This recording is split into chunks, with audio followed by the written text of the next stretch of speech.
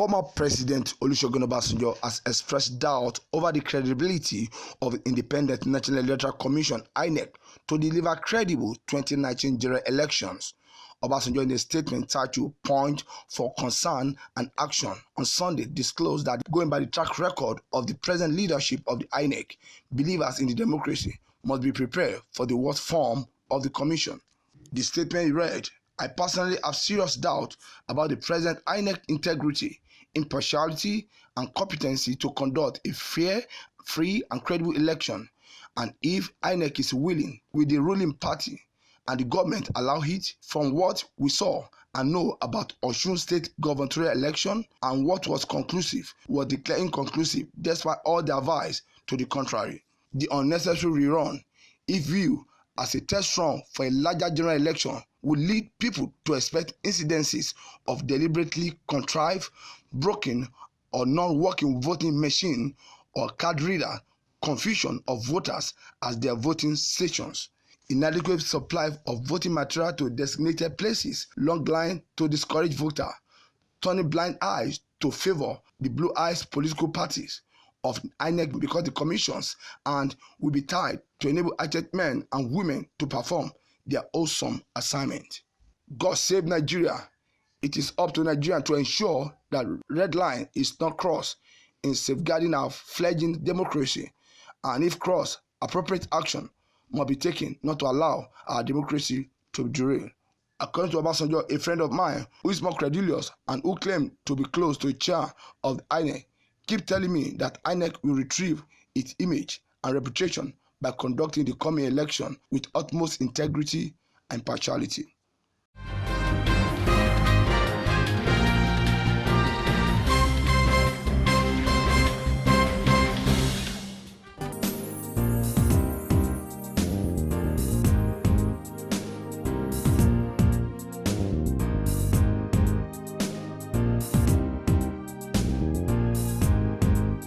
The presidency has reacted to the attack on President Muhammadu Buhari government by former President Olusegun Obasanjo. Obasanjo on Sunday launched several attacks on Muhammadu and his government in an attempt to convince Nigeria not to vote for All Progressive Congress in forthcoming election. Presidency, speaking through the special advisor to President on Media and Publicity, Femi Adesina, asked the former president to tell Nigerians if elections were ever free and fair during his own time in office. According to Femi Adesina, President Obasanjo was superior to President Muhammadu Buhari. In military, President Buhari served under him for 3¼ years as oil minister, so that the former President Obasanjo is a senior to President Buhari any day, anytime, and President give him his due courtesy whenever they meet, so that President Buhari will never be rude. That respect is abiding and enduring. What the former president has said is his opinion, and this is a democracy. He has a right to it. Speaking on the allegation of increasing rate of insecurity, he said, "There are security challenges, but I tell you that these security challenges are being tackled. Even under the time of Obasanjo, there have been OD killing. Under him, there was when Zaki Biam massacre. Under him, there was a lot OPC clashes. Under him, there are Sharia riot, OPC ethnic clashes. Lot of lives lost. Nobody can just come and sit in judgment over another government when what's happened under his government." On the allegation that the ruling APC was planning to rig forthcoming election in collaboration with the Independent National Electoral Commission (INEC), he said, "Yes, INEC can always defend itself, and I'm sure they will."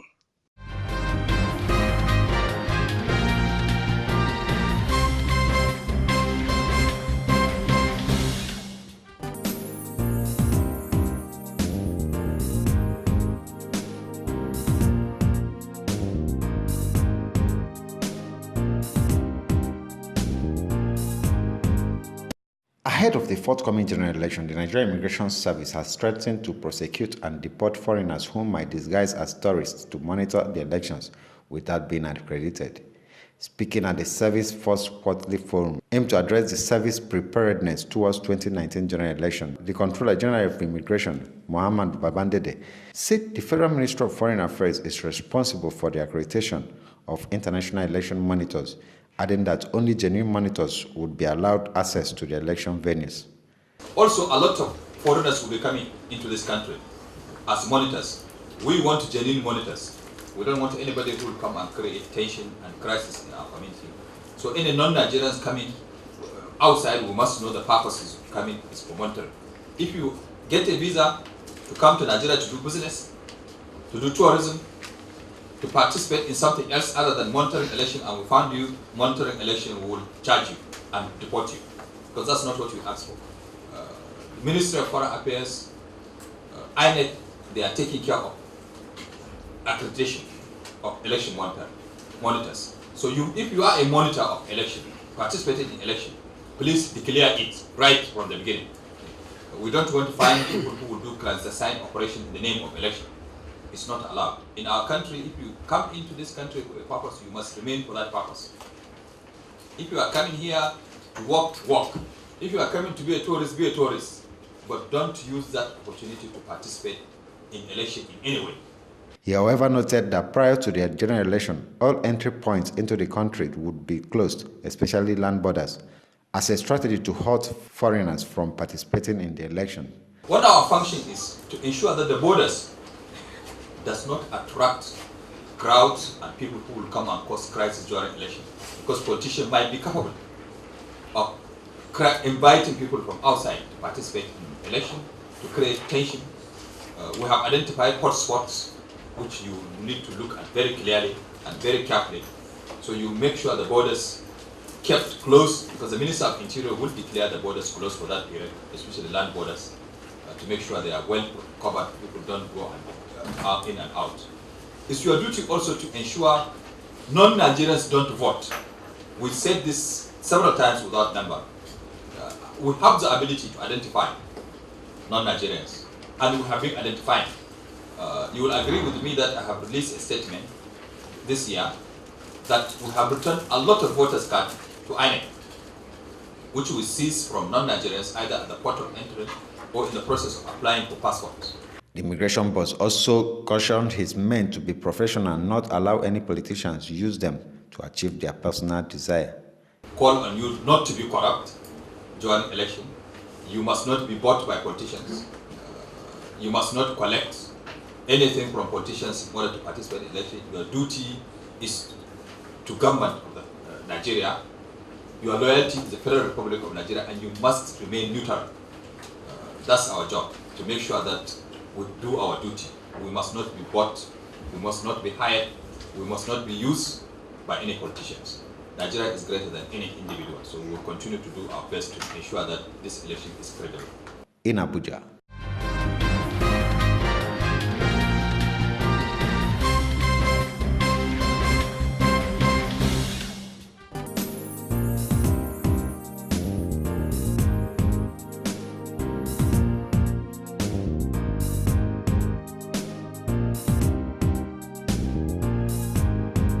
All Progressive Congress says the atrocity committed by former President Olusegun Obasanjo are onto him in response to Obasanjo's letter to Muhammadu Buhari. Former President Olusegun Obasanjo on Sunday attacked President Buhari, accusing him of plotting to rig the forthcoming general election. In an open letter titled Point of Concern and Action, which is distributed to journalists at a press conference held in Abeokuta, also alleged president was acting like former military dictator Sani Abacha. President Buhari is seeking re-election on the platform of his party APC. The presidential and National Assembly election will hold February 16. Addressing press conference in Abuja, National Publicity Secretary of APC, Larry Issa Onilu, said Nigeria cannot go back to the back era. For them in APC, vote will count, and as their achievement will speak for them. If all institutions of government were brought under his wings, and what he did for those 8 years is what is haunting him. He cannot imagine that it is possible for a government to allow INEC the statutory independence that it has. We have had about 93 or more elections since APC came to power. And you can be sure that all those elections were conducted without any interference from this government. In fact, if there's anything you want to credit this government for, one of the major ones is the fact that institutions are allowed to fulfill their mandates without anybody interfering. So we can understand where the former president is coming from. His past is haunting him. He imagines that perhaps the way he did it, remembering, he must have consulted or looked back at the books, of when he was president, and saw clearly that if they use this same method that I used, this is what is going to happen. 2003 and 2007 elections were nothing to write home about. Those happened under President Obasanjo. We all knew how the elections went. So for us in APC, votes will count. We are going to have a free, credible, and fair election. We have no reason to want to rig election. Our achievements speak for us. While calling on Nigerians to stop Atiku plan of selling national assets in line with recent reassurance of selling NNPC to his friend, Onilu noted that February 16 election, Obasanjo will realize that it's not God. President Obasanjo should adjust himself to the reality of the imminent defeat that is staring him in the face. He has carried himself about as the dispenser of our destiny. And God is showing him clearly that he has just only been lucky. And the favors that God has done to him, he has now considered those to be things that are coming from himself. I think it is time for him to face, he should smell the coffee. These elections will come, it will be free and fair. APC doesn't have any reason to rig it. You have seen all the rallies we have done. The same party, PDP, that said that our president was going to campaign by proxy is the same party that is now showing the concern nobody needs from them about the fact that our president is doing too much in terms of the rallies he's been attending. What a shame. So, for us, former President Obasanjo should adjust himself to the reality that after February 16, he would realize he is not God.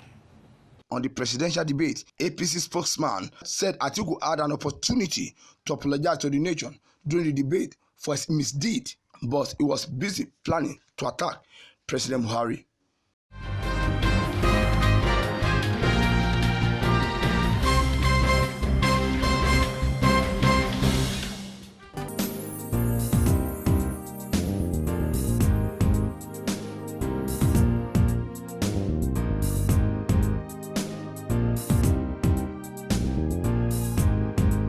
Minister of Power, Works and Housing, Babatunde Fashola, has advised Nigerians to collect the bribe offered by politicians during 2019 general election. He said the money has been stolen from them and the voters should not reject such offer. Fashola spoke during the continuation of his neighborhood consultation campaign for the re-election for President Muhammadu Buhari in Surulere local government area of Lagos.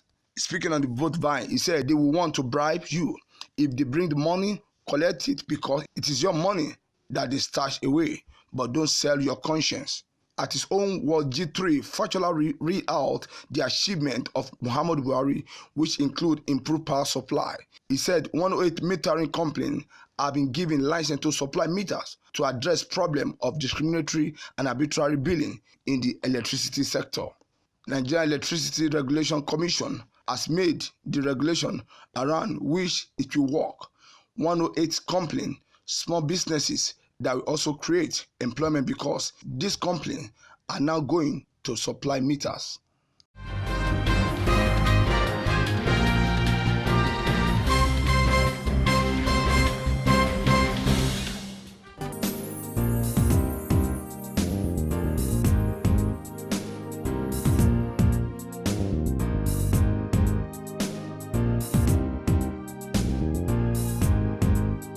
The National President of Nigeria Union of Journalists, NUJ, Comrade Christopher Isugozo, has described the Tertiary Education Trust Fund, TED Fund, as the saving grace of public tertiary institutions in Nigeria, promising the support of the Union to the intervention activities of the fund.